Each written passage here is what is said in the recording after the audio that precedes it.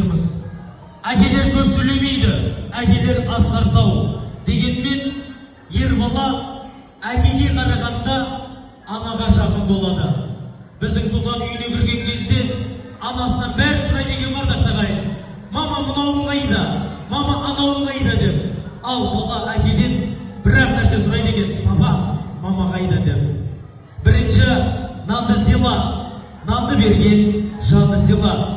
Сұлтан, шолпан, ата-ананы тек бүгін емес, өмір бақи мәңгі сыйла. Ей аналар, биік көргенсіңдер, қызықты да шыжықты да көргенсіңдер.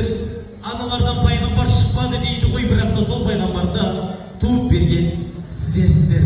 Ардақтағай, аналар қауымы босанып жатып бұлай уайымдайды екен ғой. Мен кетсем кетейін, балам, қызым аман болсын деп. Аналар қауымы баламның табанына кірген екен, менің маңдайыма қадалсын дейтін осы аналарымыз емес пе? Сұлтандай ұлды құрсағында 9 ай, 9 күн көтерген анасы, түнді жыласа шылдырмағын таққан анасы, ең бастысы емірене емізген анасы, сұлтанның 6